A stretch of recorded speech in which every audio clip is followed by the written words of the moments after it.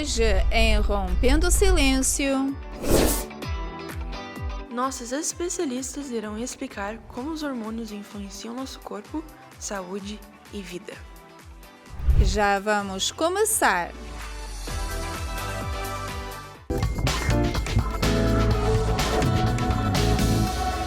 Bem-vindo a outro programa Rompendo o Silêncio, onde hoje a gente vai estar falando um tema muito importante para nós mulheres. Talvez você está passando por isso, vai passar por isso. São várias fases que a mulher passa na vida, não? Sobre mudanças hormonais, o tema do programa de hoje. E nós vamos estar falando um pouquinho sobre a menopausa, sobre reposição hormonal, os problemas que o desbalance desses hormônios pode causar na vida da mulher. Então temos muitas informações nesse programa de hoje, você não pode perder nenhum detalhe. A gente vai à nossa primeira matéria e já volta. Os hormônios são uma questão que envolve todas as mulheres, principalmente por terem um impacto em diferentes estágios da vida e serem responsáveis por nos transformarem da puberdade à vida adulta. Ciclo menstrual. Uma vez que as mulheres jovens passam por períodos menstruais e outras mudanças físicas como o desenvolvimento dos seios, a distribuição de gordura e pelos do corpo, elas também passam por mudanças de humor. Nessa fase, as mulheres têm um desejo sexual e instinto, pois o objetivo da natureza é fazer com que o óvulo se fecunde. Gravidez. Se a gravidez for alcançada, as mudanças hormonais aumentam. O corpo da mulher produz progesterona a fim de alimentar o óvulo e a futura mãe experimenta náuseas e vômitos. Na segunda etapa da fertilização, os seios se preparam para a amamentação do bebê, enquanto no período final da gravidez, o hormônio ocitocina induz contrações do músculo uterino para desencadear o trabalho de parto. Menopausa. Este ciclo é caracterizado pela cessação da função reprodutiva e o declínio do estrogênio. Portanto, as ovulações da mulher desaparecem gradualmente. Nesta fase, as mulheres devem fazer uma dieta balanceada e praticar atividade física, pois os riscos de doença como doença vascular, angina de peito e infarto do miocárdio podem estar presentes. Felizmente, existem tratamentos para amortecer os sintomas de cada mudança hormonal, para que esses processos sejam agradáveis para elas e não afetem sua qualidade de vida.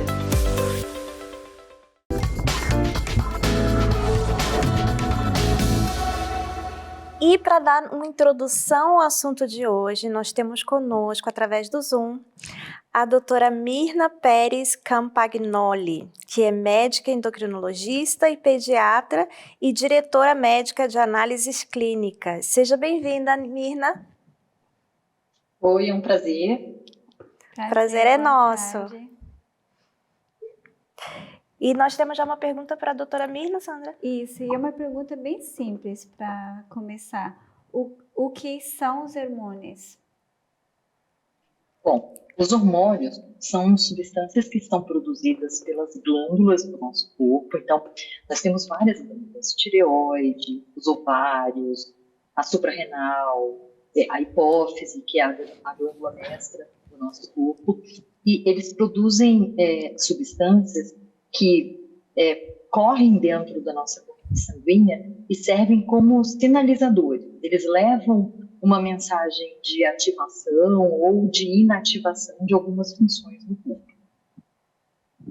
E quais são os hormônios femininos principais que regulam o corpo das mulheres? Então, assim, homens e mulheres têm muitos hormônios em comum, tá? Então, os hormônios da tireoide, os hormônios, o cortisol, por exemplo, que é um hormônio de estresse, os hormônios para manutenção de sódio, potássio, enfim, todos esses são comuns aos homens e às mulheres. Os únicos hormônios que são diferentes dos dois sexos são os hormônios sexuais. Então, nas mulheres, nós temos o estrógeno e a progesterona, que são hormônios exclusivos das mulheres, e o homem tem a testosterona, que é o hormônio que provê a formação de caracteres sexuais secundários. A mulher também produz testosterona, tá, gente? Mas em quantidade muito menor do que o homem. Em contrapartida, o homem não produz nada de progesterona, que aí é um hormônio exclusivo da mulher. O estrógeno, ele está presente também nos dois sexos, mas numa quantidade muito maior na mulher do que no homem. E tem uma pergunta para a doutora? E quais são as fases de princípios mudança de hormônios durante a vida da mulher? Na verdade, quando a gente fala dos hormônios sexuais, nós temos 3 grandes fases na vida da mulher. A primeira fase, que é a fase da infância, nós temos uma produção baixíssima desses hormônios. Então, logo depois do nascimento, as meninas ainda carregam um pouco dos hormônios maternos no seu corpo. E algumas meninas recém-nascidas até podem apresentar algumas características como o início da formação de uma mama e tudo até por conta dos hormônios maternos. Mas a partir dos 6 meses de vida, esses hormônios eles se tornam quase que indetectáveis dentro da corrente sanguínea e a gente passa a infância toda sem a produção de estrógeno ou de progesterona. Quando nós chegamos por volta dos 10 aninhos, nós temos o início da puberdade. E a puberdade, ela é a primeira grande mudança no corpo da menina, em que esses hormônios voltam a aparecer e proporcionam a mudança do corpo da menina, da infância para a fase adulta. Então, nesse momento, vão aparecer os caracteres sexuais secundários, então a mama, os pelos, a mudança do formato do corpo, com um aumento discreto do quadril. Nós passamos também por alterações internas, que são o amadurecimento dos ovários, o amadurecimento do útero, que se prepara para a vida adulta, né? Então, para uma primeira menstruação e para uma possível gestação depois. E a gente também tem as mudanças comportamentais.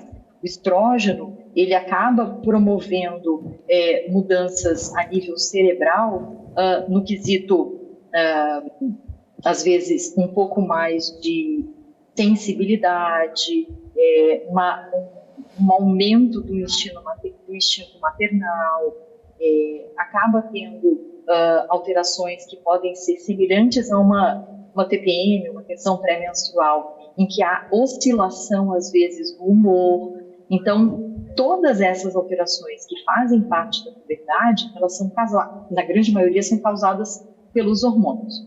E aí, a puberdade, ela culmina com a primeira menstruação, que a gente chama de menarca, e essa primeira menstruação, ela marca o início da vida reprodutiva da mulher. Então, a partir desse momento, o corpo está pronto para fazer o ciclo hormonal de maturação dos óvulos, a ovulação e a preparação do útero para uma gestação. Essa fase, ela dura toda a vida adulta da mulher, e por volta dos 40, 45 anos, a gente começa a entrar na fase de declínio da vida reprodutiva, que a gente chama de climatério, e por fim, a cessação da menstruação, que seria o período da menopausa, em que nós temos uma discreta redução progressiva desses hormônios que faziam o ciclo menstrual, e a gente passa a ter nada ou quase nada de produção desses hormônios, do estrógeno e da progesterona, depois que a menstruação cessa, e é o período chamado de menopausa. Então, doutora, a senhora estava falando aí das fases, né, do crescimento da mulher. Então, existe um hormônio predominante em cada uma dessas fases, que a gente poderia dizer assim? Não. Essas fases tanto da puberdade, quanto da vida fértil, e quanto do declínio, no fase da menopausa, elas são compostas por uma associação entre o estrógeno e a progesterona. Nós temos um pouco de hormônios masculinos, testosterona e outros andrógenos, mas que não tem um protagonismo nisso. Então, os protagonistas realmente são estrógeno e progesterona, que fazem quase que uma dança. Então, no momento em que um está elevando, o outro está reduzindo, e as coisas vão caminhando dessa forma, e é por isso que a mulher é muito cheia dos ciclos, muito cheia das fases. Porque, dependendo de cada fase e do predomínio ou do estrógeno ou da progesterona, a gente tem algumas características. Falando especificamente da fase reprodutiva, por exemplo, nós temos um predomínio nos primeiros dias do ciclo menstrual. Então, logo depois da menstruação até o 14º dia, nós temos um predomínio do estrógeno, que é quando esse útero está sendo preparado para receber um embrião. Por volta do 14º dia do ciclo, nós temos um pico ovulatório, que é um aumento abrupto dos hormônios, e esse pico ovulatório vai, claro, estimular a ovulação, a liberação do óvulo, para que ele possa ser fertilizado, e logo depois da liberação do óvulo, a gente inicia uma fase de predomínio da progesterona, que é uma fase em que essa camada do endométrio que se formou dentro do útero se torna mais, vamos chamar de confortável, mas não no sentido de conforto físico que a gente fala, mas mais adequado em termos de nutrição sanguínea e tudo, para receber esse embrião e permitir que ele se desenvolva. Então, dentro do ciclo menstrual, sim, a gente tem um predomínio do estrógeno na primeira fase e da progesterona na segunda fase, mas quando a gente pensa nas fases de mudança, então puberdade e fase de menopausa, não, os dois têm igual importância para a mulher. E doutora, qual é a relação que os hormônios têm com o peso, com o nosso peso? E se o contrário também pode ser verdadeiro, se o aumento do peso também pode afetar na produção hormonal? Essa pergunta é excelente, tá? Então, assim, é muito raro, mas muito raro mesmo, que qualquer hormônio, seja ele em excesso ou em falta, que ele cause a obesidade ou o ganho de peso isoladamente, tá certo? Então, o ganho de peso, ele está, na grandíssima maioria das vezes, relacionado a um desbalanço entre o equilíbrio do consumo de energia, ou seja, o quanto a gente come, com o nosso gasto de energia, o quanto a gente gasta de calorias durante o dia, tá? Dito isso, alguns hormônios, como o hormônio, mesmo os hormônios sexuais, os hormônios da tireoide, eles podem, em algum momento, contribuir com a oscilação do apetite. Então, algumas mulheres referem, por exemplo, que na fase pré-menstrual, por conta da oscilação hormonal, elas possam ter um pouco mais de apetite do que na média dos outros dias. E aí, se ela acaba cedendo esse aumento de apetite e se alimentando com mais quantidade, aí sim pode acontecer um ganho de peso. Mas vocês vejam que não é um efeito direto do hormônio.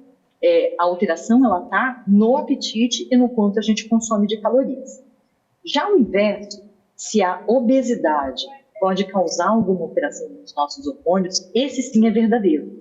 Então, quanto mais peso nós temos, quanto maior for a nossa camada gordurosa, a gente passa a ter uma aromatização mais frequente dos hormônios sexuais. A aromatização, ela pode ser traduzida como um aumento da potência, um aumento da produção desses hormônios. E aí sim, o ganho de peso pode interferir no ciclo menstrual, fazendo com que ele se torne mais irregular. O aumento de peso, ele pode interferir na produção da insulina, que é um outro hormônio, e esse outro hormônio pode predispor às alterações do controle do açúcar, do sangue. Então, apesar da gente muitas vezes ouvir falar que os hormônios podem causar a obesidade, isso não é uma verdade tão clara, né? E o contrário, que é quando estamos com sobrepeso, que a gente pode vir a apresentar alterações hormonais, essa sim é uma verdade com a qual a gente deveria se preocupar mais. Tem pessoa que fala, né, que depois dos 40 é até mais difícil de perder peso, a pessoa ela aumenta de peso e tudo isso, e joga a culpa nas hormônios. Na tireoide, é porque eu tô com hipotiroidismo, por isso eu tô com esse peso, então é um mito, né? É um mito. E, na verdade, assim, ó, por exemplo, com o hipotireoidismo. A grande maioria das vezes, o hipotireoidismo ele é completamente tratado, tá? Mas mesmo no momento, por exemplo, vamos supor que a pessoa tenha uma alteração dos hormônios da tireoide e que ela demore um pouco para fazer o diagnóstico, só o fato do hormônio da tireoide estar mais baixo, que é o caso do hipotireoidismo, não é suficiente para fazer o ganho de peso. Ele vai interferir um pouco no metabolismo basal, ou seja, a pessoa passa a gastar menos energia para as coisas do dia a dia, fica um pouco mais parada, com uma tendência a ficar um pouquinho mais preguiçosa, e por isso a gente acaba tendo um ganho de peso. Porque você às vezes continua com o mesmo consumo de calorias, mas com um gasto menor. E acontece a mesma coisa no período da menopausa. Então, a tendência é que as mulheres, depois que passam pelo período da menopausa, elas passem a ter uma redução do seu metabolismo basal. Então, na teoria, elas precisariam de um consumo energético menor, precisariam comer menos. E aí, à medida que elas continuam comendo a mesma coisa, essa quantidade de consumo de calorias passa a ser acima das suas necessidades diárias. E é isso que faz o ganho de peso. Então, se a mulher no período do climatério ou no período em que está entrando na menopausa conseguir controlar um pouco a questão do consumo de calorias e, mais importante do que tudo, mantiver uma atividade física regular, aumentando o seu gasto metabólico basal, isso vai ser suficiente para ela não ter ganho de peso nessa fase. Por isso a importância de estar atento, né, a essas dosagens hormonais. Os sintomas, tudo que conforme vai passando a idade e tudo, e conhecendo o corpo, não? Sim. É uma coisa que é muito importante, a mulher começar a conhecer o corpo, ver os sinais, tudo que está mudando, não? Através da fase de idade. Verdade. E o nosso corpo, ele é perfeito para tudo, né? Então, assim, eu hoje trabalho muito mais com adolescentes, e eu incentivo muito a todas elas que elas façam, até com aplicativos no celular, o relatório do que elas sentem durante o mês, durante o ciclo menstrual. Então, se eu tive cólica, se eu tive dor de cabeça, se eu fiquei com mais fome, se eu tive mais corrimento. E a partir do momento que você passa a conhecer o seu corpo, você passa a identificar também coisas que estão acontecendo de forma diferente, e até pode ser um alerta para a gente buscar o atendimento médico, porque isso pode ser o início de alguma doença, alguma alteração hormonal, mas vai fazer com que cada vez você esteja mais atento e que você perceba essas mudanças de fase também. Então, muitas mulheres são capazes de, através da mudança, das alterações diárias do corpo, dizer, olha, eu estou no meu período mais fértil, eu estou no meu período que eu não sou mais tão fértil, eu estou no meu período próximo da menstruação. Então, você começa a reconhecer esses sinais, e isso é muito bom, né? Isso é muito importante para todas nós. Porque a mulher, como a gente estava falando aqui, a mulher, ela sente muita coisa. Tem um mês que ela está mais feliz, o outro mês ela está mais triste, outro mês ela começa a sentir, assim, sintomas diferentes. Então, aí a mulher pensa que é uma coisa mais grave e é simplesmente uma coisa da vida, do nosso corpo, e não? às vezes é um desbalance hormonal que pode ser tratado, né? Como é o caso da tireoide. Se a pessoa faz a reposição certinha, né? É totalmente controlável, né, doutora? 100% controlável, sabe? Então, a gente tem, dentro das possibilidades de reposição hormonal e das possibilidades de tratamento hormonal, a condição de repor 100% desses hormônios e fazer com que todo esse metabolismo aconteça de forma adequada, sem que a gente tenha que carregar nenhum sintoma pelo resto da vida, tá? E isso também afeta o sono das mulheres? Pode afetar, tá? E aí sim, a gente pode ter algumas alterações que são diretamente causadas pelo hormônio. E aí eu vou falar um pouquinho de novo da tireoide. Mas isso pode acontecer tanto nas mulheres quanto nos homens, tá, gente? Porque os hormônios da tireoide, eles são exatamente os mesmos nos dois sexos. Quando a gente tem um excesso dos hormônios da tireoide, que é uma condição médica que a gente chama de hipertireoidismo, a gente pode ter uma aceleração de todo o corpo. E essa aceleração faz com que a gente fique mais agitado, faz com que o coração bata com uma frequência cardíaca maior, e tudo isso pode sim interferir na qualidade do sono e causar insônia para algumas pessoas, tá? Existe uma correlação também do declínio dos hormônios sexuais, então na fase tanto da menopausa na mulher quanto da andropausa no homem, que também é a redução da testosterona, deles acontece um pouquinho mais tarde do que para a gente. Para a gente na faixa de 50 anos, para eles já na faixa dos 60 anos. Mas a redução desses hormônios, ela está relacionada a uma queda de qualidade de vida para algumas pessoas. E essa queda de qualidade de vida também passa por uma piora da qualidade do sono. Então, é um sono que descansa menos, sabe? E eu acho que um ponto importante da gente ressaltar para todo mundo que está nos ouvindo é que a qualidade do sono, ela é muito importante para a qualidade de vida e para a manutenção da saúde. Toda vez que a gente dorme mal, a gente abre as portas para doenças relacionadas ao estresse, ao cansaço, como diabetes, a hipertensão.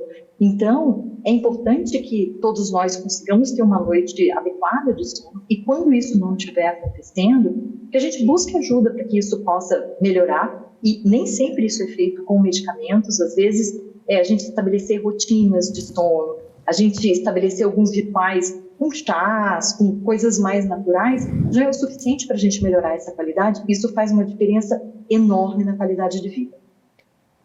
E ainda, e a pele e o cabelo?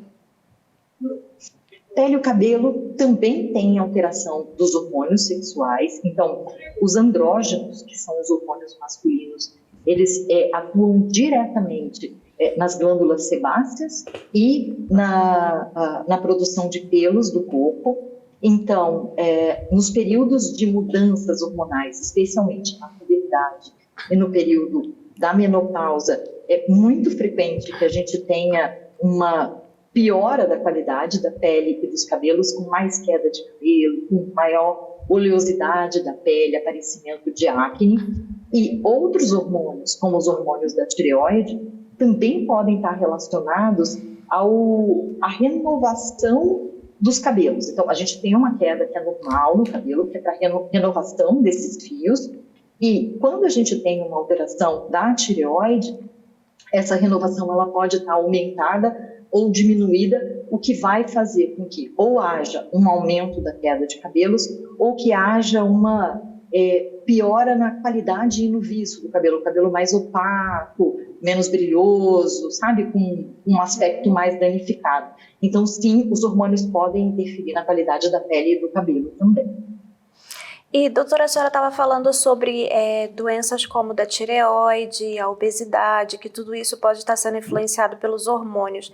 A diabetes também pode ser um fator que é influenciado pelos hormônios? Existem alguns tipos de diabetes, tá? Mas todos eles estão relacionados à produção da insulina, que é um hormônio produzido pelo pâncreas, e ele é produzido da mesma forma em homens e em mulheres, tá? A insulina, ela é o hormônio responsável pela entrada do açúcar para dentro das células do nosso corpo para promover a nutrição dessas células. Quando eu tenho uma qualidade ruim desse hormônio, ou seja, uma insulina que eu vou chamar ela de preguiçosa, ela não trabalha quanto ela deveria trabalhar, ou quando eu tenho uma redução da produção dessa insulina, sim, eu vou ter a alteração dos níveis de glicose, e essa é a base do diabetes, tá? Então, a gente pode dizer que o diabetes, ele é uma doença metabólica hormonal. Eu tenho alteração da glicose, que é o açúcar do sangue, mas eu tenho uma alteração ou de qualidade ou de quantidade da insulina, que é um hormônio, tá? São algumas doenças hormonais, como, por exemplo, a síndrome de Cushing. A síndrome de Cushing é uma doença em que há um excesso de produção do cortisol. Essa doença, ela pode causar o diabetes, porque o cortisol é um hormônio que estimula o aumento da glicose, mas ela é rara. Se a gente for pensar na população geral, assim, eu diria que nem 1% dos diabéticos tem uma alteração que causou o diabetes. Na grande maioria das vezes, esse diabetes, ele tem uma característica hereditária de predisposição, ele está relacionado ao excesso de peso, muitas vezes, e a base dele, a base funcional dele, está no fato da gente ter uma insulina que atua de forma inadequada, ou seja, é mais preguiçosa, ou que a gente tenha uma falta dessa insulina para promover a saída do açúcar do sangue para dentro das células. Doutora Mina, a gente gostaria de agradecer muito a sua participação no programa de hoje. Foi muito bom, porque também desmistificou algumas coisas, né, que estava na mente das mulheres aí sobre os hormônios. E a gente espera contar com a sua participação em outros programas, em outros temas. Olha, foi uma delícia conversar com vocês. Eu espero que realmente tenha esclarecido algumas dúvidas e mostrado que o conhecimento do próprio corpo ele é a chave para a gente prevenir muitas doenças e estar alerta para quando a gente precisa se cuidar com um pouco mais de atenção. E eu estou à disposição para outras conversas com vocês, quando vocês quiserem. Com certeza. Muito obrigada. Muito obrigada. Tchau, tchau, gente. Uma boa tarde para vocês. Para você também. Tchau. Agora a gente vai numa matéria e já volta. Os sintomas de desequilíbrio hormonal, síndrome pré-menstrual e baixa libido podem ser considerados pelos médicos como experiências femininas normais. Mas é provável que aqueles que as experimentam queiram saber como equilibrá-las para evitar sua devastação. Quando os hormônios estão desequilibrados, eles impactam a vida diária da mulher, provocando mudança de humor, aumento de peso, fadiga, dores de cabeça, baixo ou nenhum desejo sexual, insônia, síndrome pré-menstrual, síndrome do ovário policístico e outros sintomas. É importante falar com seu médico sobre um tratamento hormonal adequado para você, a fim de evitar os riscos da saúde associados a tais terapias. Também sobre a dosagem e o tempo de administração do medicamento. Mas há também opções naturais. Os especialistas sugerem as seguintes dicas para restaurar o equilíbrio hormonal. Como uma dieta rica e densa em nutrientes para compensar aminoácidos, lipídios e colesterol que compõem os hormônios. Portanto, você deve consumir fontes de proteína animal e vegetal de alta qualidade, gorduras vegetais e quantidades moderadas de frutas. Você também precisa controlar seu açúcar no sangue. Portanto, você deve eliminar os carboidratos refinados dos grãos e legumes que os contêm. Mas tenha especial cuidado para não consumir carboidratos suficientes, pois isso pode causar um desequilíbrio em seus hormônios. Você deve equilibrar sua flora intestinal, pois suas funções são vitais para quebrar e reciclar alguns hormônios, como a tireoide. O consumo de alimentos fermentados, como chá de kombucha, garantirá uma fonte de probióticos para seu sistema digestivo.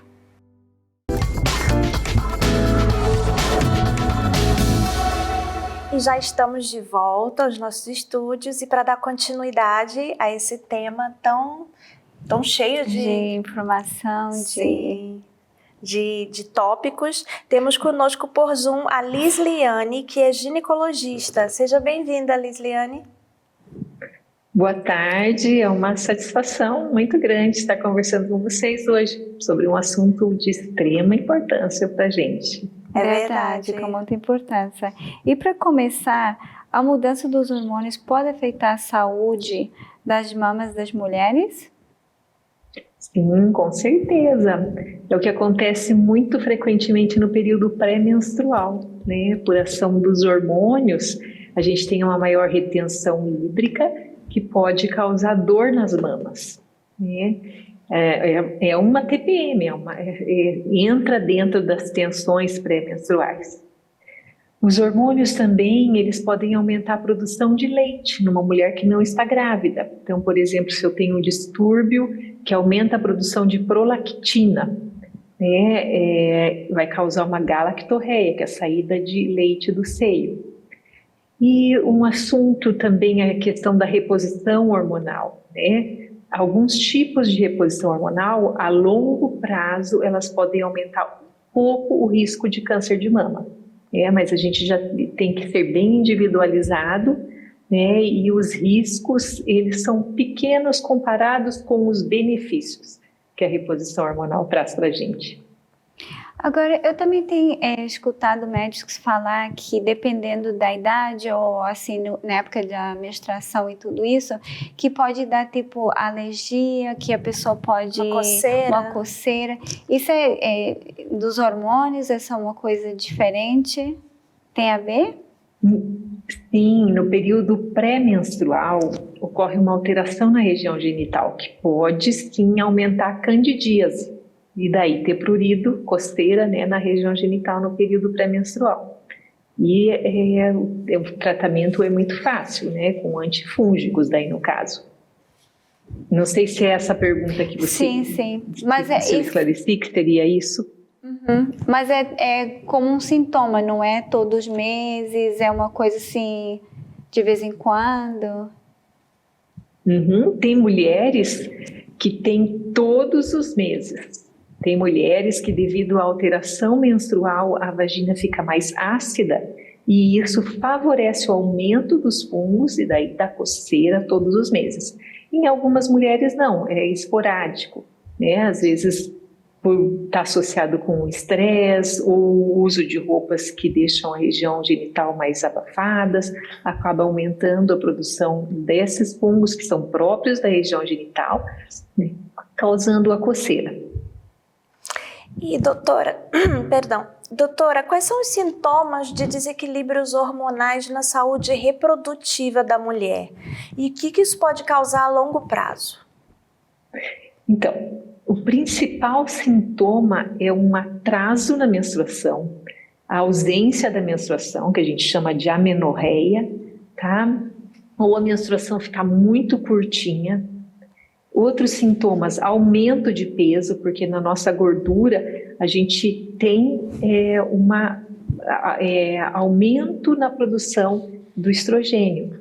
E outros sintomas, aparecimento de pelos em regiões que a mulher não deveria ter, por exemplo, nessa região do rosto, ou então nas laterais, ali na barriga, abaixo do umbigo, né, na parte logo suprapúbica. E, como eu falei anteriormente também, um outro sintoma de alteração hormonal seria a saída de leite em mulheres que não estão amamentando. A longo prazo, o problema maior é a questão assim, de infertilidade, de distúrbios metabólicos, pode levar a alterações cardiovasculares, né, aumento do peso, como a gente já tinha falado também anteriormente. E nesse mundo em que a gente vive, né, em que os alimentos são produzidos em larga escala e expostos a toxinas, essa exposição a toxinas podem afetar na parte hormonal, assim, na saúde reprodutiva? Podem sim, mas gostaria de salientar que as toxinas que são mais perigosas para o organismo da gente é o tabagismo, o cigarro. O cigarro, o álcool, o monóxido de carbono, eles são os mais, cocaína, drogas em geral, né, são as coisas que mais atrapalham a saúde da mulher, né, de uma forma geral. E com certeza, né, se nós pudéssemos utilizar só produtos orgânicos, seria muito interessante, muito bom para a saúde da mulher. E quais são os efeitos dos hormônios no crescimento do feto? No desenvolvimento, né, do feto. Os hormônios, eles estão estritamente ligados, né? Até mesmo para a mulher conseguir engravidar, ela tem que não pode ter nenhum distúrbio hormonal. Se você tem uma alteração hormonal, você pode ter dificuldade para engravidar, pode ser mais favorável ao aborto, você pode ter um trabalho de parto prematuro e você pode também, o fetinho não se desenvolver adequadamente, não crescer adequadamente. Então, por isso é bem importante, né, toda mulher que está grávida fazer um pré-natal bem adequado. Agora, doutora, na parte da menstruação, o excesso de menstruação ou a ausência da menstruação está relacionado ao desequilíbrio hormonal? Sim. Uhum. Tanto uma coisa quanto outra, tá? pode causar atraso na menstruação, a menstruação não descer ou a menstruação começar a vir muito pertinho uma da outra. Foi essa a tua pergunta? Sim, foi. E também assim, quando a mulher está entrando na fase da menopausa, é muito comum na pré-menopausa isso acontecer. Seria a diminuição do hormônio, do estrogênio? Qual hormônio seria responsável por isso? O principal hormônio da mulher é o estrogênio. Tá? É ele que deixa a nossa pele bonita, é ele que deixa nosso cabelo bonito, é ele que mantém os nossos ossos bons, que nos protege de pressão alta, de problemas cardiovasculares. Então, é o principal hormônio. Quando a gente está entrando na menopausa, normalmente a menstruação fica um pouquinho mais curta e depois ela começa a ficar mais longa, até que a gente para de menstruar, certo? Então, sintomas de menopausa, né? Calorão, insônia, irritabilidade, tudo isso está relacionado. E nós podemos, como a gente comentou anteriormente, né? O tabagismo, álcool, drogas podem antecipar a menopausa também. Olha, interessante, Pode não? vir antes por causa de fatores externos. E essa reposição hormonal feita na época da menopausa, né? A doutora estava comentando que tem que ser feita com cuidado para não causar outro tipo de problema. A partir de que idade a mulher pode começar a pensar nessa reposição? A partir do momento que ela começa a ter sintomas. Então, tem mulheres que têm uma falência ovariana precoce. Elas entram na menopausa antes da época que elas deveriam entrar, né? Então, para essas mulheres é muito importante fazer a reposição hormonal, porque elas vão estar protegendo os ossos, né, da osteoporose, que é uma fragilidade, o osso fica muito poroso. Elas vão estar se protegendo o cardiovascular, né, o organismo como um todo fica protegido. Então, para mulheres que não têm contraindicação e que sofrem uma falência ovariana precoce, elas se beneficiam muito da reposição hormonal. E também aquelas mulheres que na época certa, lá pelos seus 49, 50 anos, começam a ter insônia, falta de desejo sexual, irritabilidade, aumento de peso, também elas podem se beneficiar. Então, é bem importante ver se existe algum risco, né, se ela está liberada para fazer a reposição, vale a pena. A gente se beneficia muito, melhora bastante a qualidade de vida, inclusive o cognitivo da gente também. E no caso, o ciclo menstrual, tem algum tratamento? Sim, nós temos vários tratamentos para regularizar o ciclo menstrual. Os principais, não medicamentosos, atividade física regular. A gente precisa fazer atividade física pelo menos 3 vezes por semana, né, de uma forma moderada e contínua. Tá? Uma dieta adequada, com pouca gordura, com pouco carboidrato, isso também ajuda a regularizar. E temos os tratamentos medicamentosos. O principal é o anticoncepcional. O anticoncepcional, ele regula a menstruação, ele ajuda na TPM, em algumas situações melhora a pele, né? A pele muito oleosa, ele pode tirar um pouco a oleosidade da pele. E daí também aquelas pacientes que têm algum distúrbio hormonal, por uma alteração na tireoide, daí seria o tratamento com hormônios tireoidianos. Ou aquela paciente que começa a produzir muita prolactina, tem que fazer um tratamento específico para esse problema. Então, seria basicamente essas as principais formas de tratamento.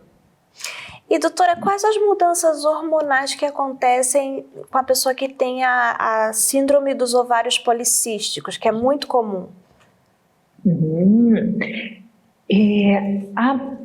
nós temos um eixo, né, que controla a produção hormonal na mulher. A gente chama do eixo hipotálamo, hipófise, ovariano. São as 3 principais glândulas que atuam na regulação dos nossos hormônios femininos.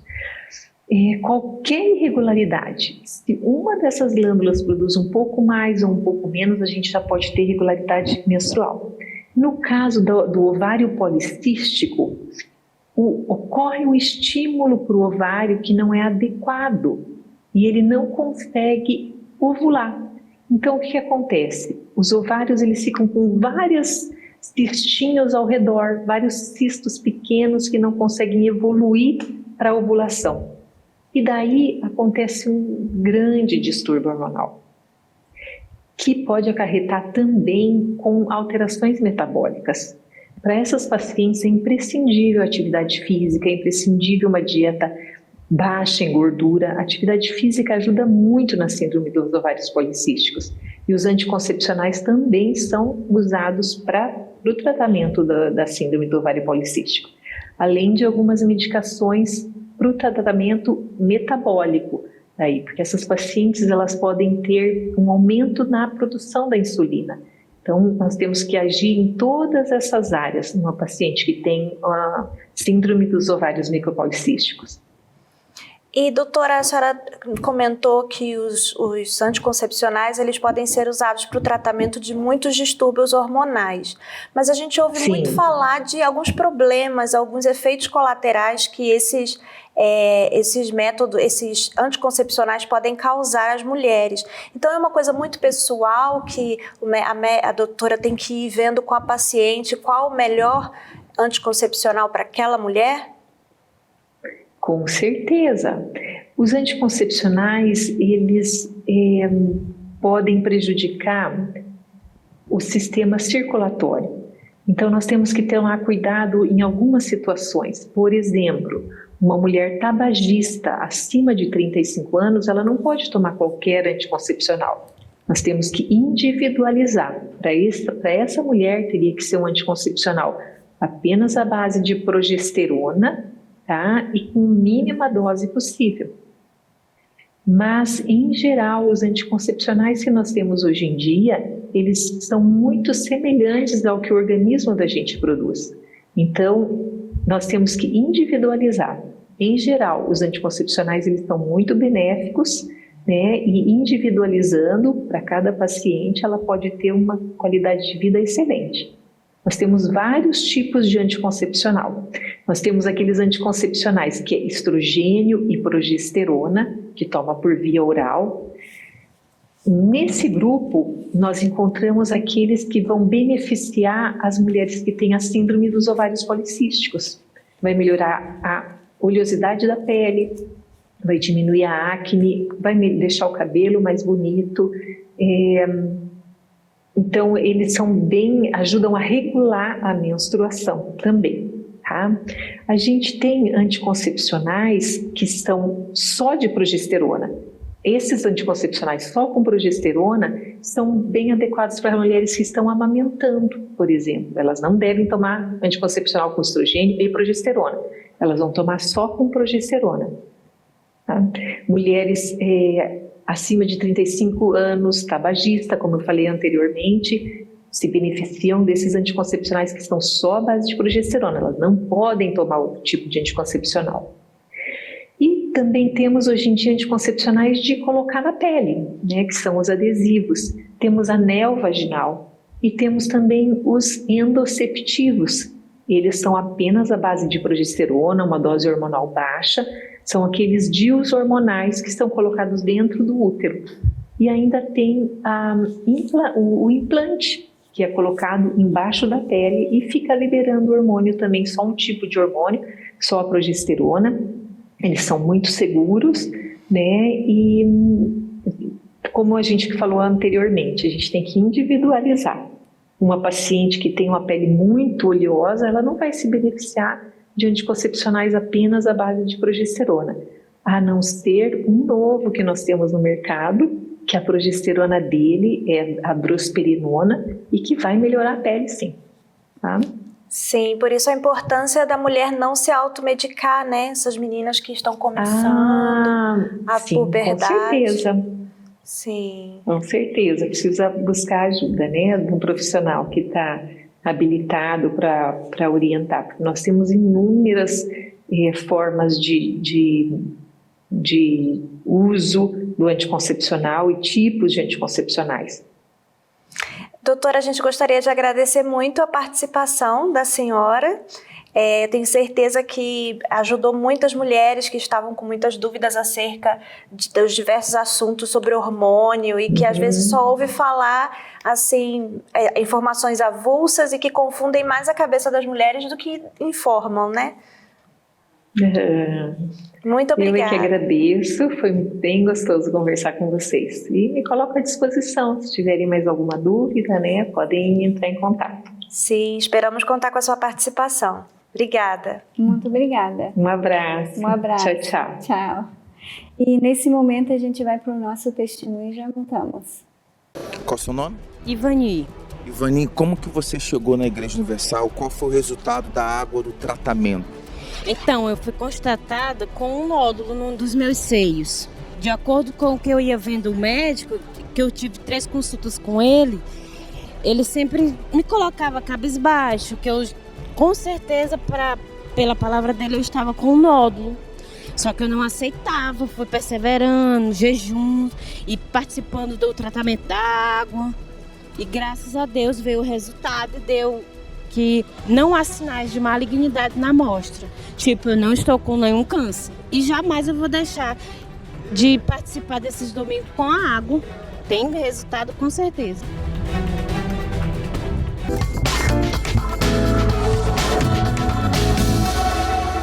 Como você acabou de escutar esse testemunho desse milagre maravilhoso, a gente oferece também essa oração cada domingo com a água abençoada para você que agora nesse momento está aí doente, está com algum problema, talvez a sua família está agora no hospital nesse momento, está com uma doença, e venha esse domingo para você poder receber essa água e usar a sua fé, aprender a usar a sua fé como ela aprendeu para poder receber esses milagres. Sim, Sandra, e às vezes essa pessoa que nos assiste agora recebeu um diagnóstico difícil em que ela não tem mais solução. O médico deu para ela uma palavra difícil e ela acha que é o fim, e não é o fim. Saiba que existe um Deus que pode todas as coisas e que pode curar, é o médico dos médicos, né, Sandra?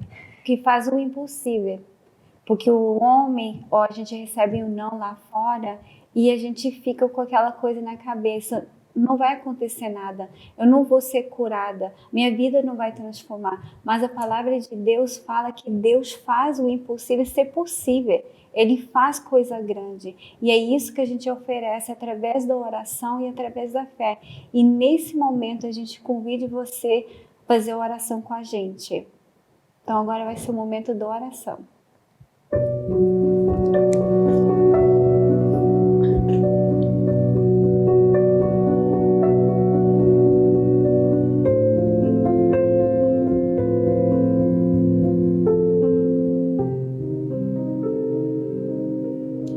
Meu Deus, entramos agora diante da Tua presença e, meu Deus, te pedimos, Senhor Jesus, por cada pessoa nesse momento, meu Deus, que está ligado aqui com a gente, essa pessoa, meu Deus, que agora, meu Deus, está sentindo, meu Pai, uma tristeza, uma angústia, essa pessoa, meu Deus, que talvez recebeu uma mala notícia, essa pessoa que talvez está no hospital, essa pessoa que está numa cárcere, a pessoa, meu Deus, que ela já não tem nem, meu Deus, ganas de viver, Senhor Jesus, eu te peço por ela agora, visita ela agora onde ela estiver, meu Deus, e arranca, Senhor Jesus, toda essa depressão, toda essa tristeza, meu Deus, toda essa enfermidade, meu Deus.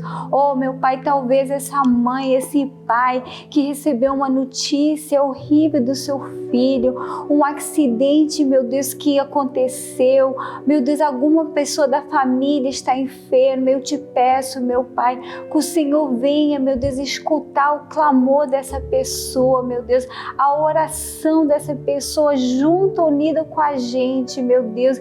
Visita agora, meu Pai, e opera nessas vidas, meu Deus. Oh, meu Deus, dá a tua força, meu Deus, dá esse espírito, meu Pai, de força, meu Deus, de paz, Senhor Jesus, que essa pessoa está precisando nesse momento. E, meu Deus, com milagre, meu Deus, entre agora na vida, na casa dessas pessoas que estão nos assistindo. Determinamos, meu Deus, essa bênção, essa vitória na vida de cada uma deles, meu Deus. Eu entrego cada um deles e a família deles nas tuas mãos, meu Pai, em nome do Pai, do Filho e do Espírito Santo. Amém. E como a gente falou no momento do testemunho, você é o nosso convidado para esse domingo, para você vir receber por você e pela sua família. Aqui no 2420 Dufferin Street, a gente tem todos os idiomas, português, Sim. espanhol e inglês. Aí está a informação na sua TV, pantalla, fala assim em português. Na sua televisão. Na sua televisão. Aí está a informação de novo, 2420 Dufferin Street. Também vai estar o WhatsApp que vocês podem ligar. A gente tem os pastores que estão 24 horas atendendo, respondendo. Você pode mandar o nome da sua família para a gente poder fazer a oração. Sim, venha porque o médico do médico espera por você, tá bem? E continue nos acompanhando no próximo episódio de Rompendo o Silêncio. Que Deus abençoe.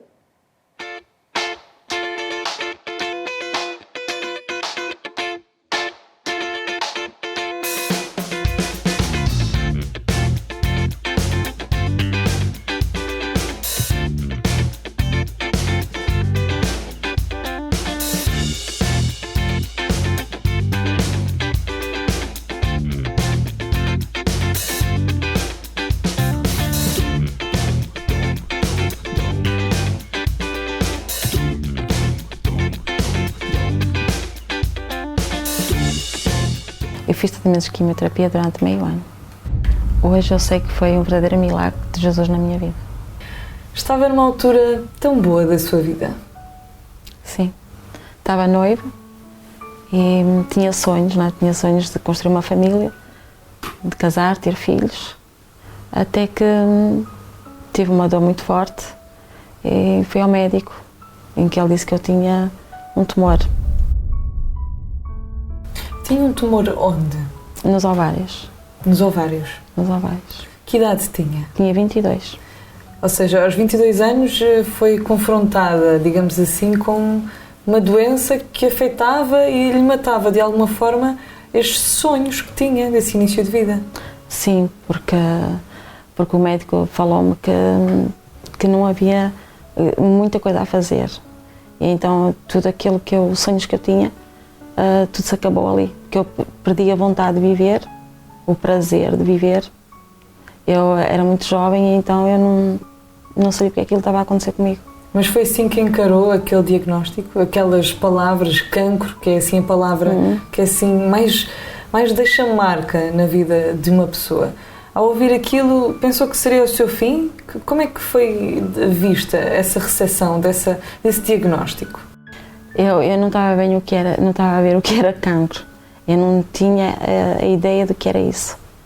Porque só quando eu cheguei mesmo ao Instituto de Oncologia é que eu vi os médicos, uma equipa de médicos à minha volta e a dizerem-me que era muito grave.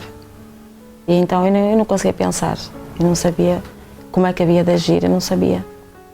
E então os meus sonhos, tudo aquilo que eu tinha pensado, eles acabaram ali. Eu não tinha forças para nada. Se era um cancro tão grave, qual era a hipótese? O que é que os médicos lhe diziam na altura? No início eles disseram-me que, para não me preocupar, que tudo tinha solução.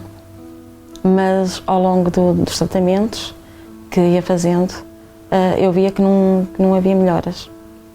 Todas as vezes que eu era internada, eu fazia análises, exames, e então tinha sempre que fazer tratamentos, porque aquilo não tinha solução. E então eu ficava desesperada, ao ponto de ver lá pessoas jovens, até como eu, que assinavam um termo de responsabilidade de ir para casa, porque os tratamentos eram muito dolorosos na altura. Ou seja, você chegou a ser alvo desses tratamentos agressivos e violentos. Sim. Que são. Como é que foi? Com a idade que tinha, ter que enfrentar tudo isso? Teve apoio? Tive apoio dos meus pais e pessoas amigas, não é? Mas na altura, como eu estava noiva, ele não me deu apoio, não é? Ele deixou-me ficar devido a esse problema que eu tinha. Ele disse que não dava para estar comigo. E então ainda foi pior para mim, porque eu fiquei mais desesperada, não é? Porque a pessoa com quem eu contava que me desse mais apoio foi a pessoa que me deixou. E então eu perdia. Para mim, tanto fazer viver ou morrer, para mim era igual. Como é que se ergue depois disso? Como eu disse, não é? Como eu via muitas pessoas a morrer lá dentro, eu também achava que esse ia ser o meu fim. Assim, a seguir, quando é que vai ser a minha vez? Porque todas as noites eu ouvia gritos lá dentro, eu ouvia jovens a assinar o termo de responsabilidade para ir para casa, que não aguentavam mais, porque os tratamentos eram tão agressivos que eu chegava ao ponto de vomitar sangue, mesmo aquelas postas de sangue, e eu não tinha forças, eu não conseguia mais, eu não tinha mais forças. E então, um dia, eu ouvi na rádio a fazer um convite para vir à igreja. E eu disse assim, eu não tenho nada a perder, eu vou tentar, eu vou lá porque eu não tenho mais solução, então eu vou lá. Quando eu cheguei à igreja, cheguei nesse estado e estava cansada de fazer tratamentos e não ter resultado. Já estava com as consequências todas que uma quimioterapia propõe, não é? Sim, não tinha cabelo, usava uma peruca. Eu andava assim na rua e as pessoas olhavam para mim como se eu fosse, como eu tivesse uma doença contagiosa, não é? E eu sentia-me envergonhada por causa disso. Vomitava sangue, fiz várias cirurgias também, mas não tinha solução. Sentia que já nada iria mudar a situação que estava a viver na altura? Sim. Que era uma doença que não teria cura? Sim. Seria mais tratamentos a somar, as suas forças cada vez menores e uma vida a ser perdida dessa forma? Era Sim. assim que se sentia? Era. Aos poucos? Eu tinha vontade, eu nunca tive a coragem de fazer, não é? Mas a minha vontade era acabar com a minha vida. Só não tive coragem para fazer isso. Mas eu não tinha vontade nenhuma de viver. Tudo aquilo que eu sonhei tinha acabado ali.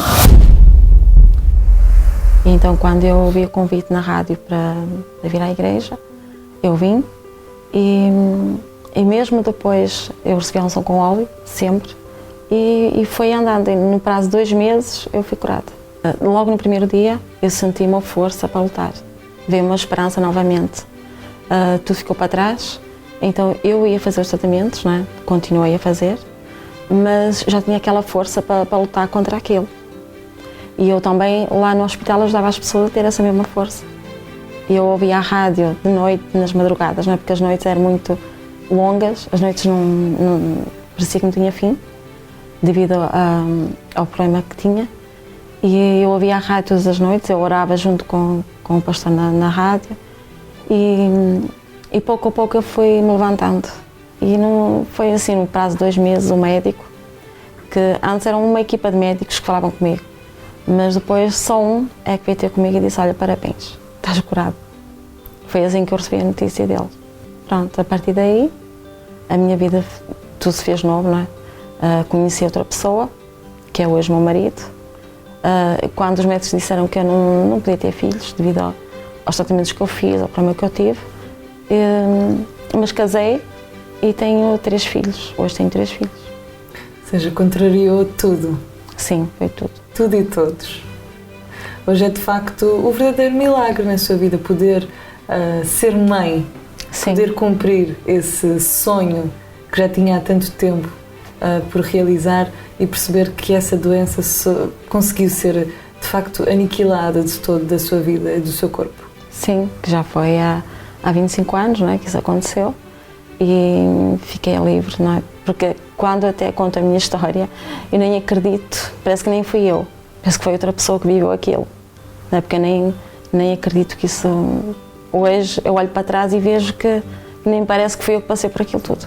Eu nunca pensei, depois de tudo aquilo que eu passei, nunca pensei casar, ter filhos, mas Deus fez tudo novo.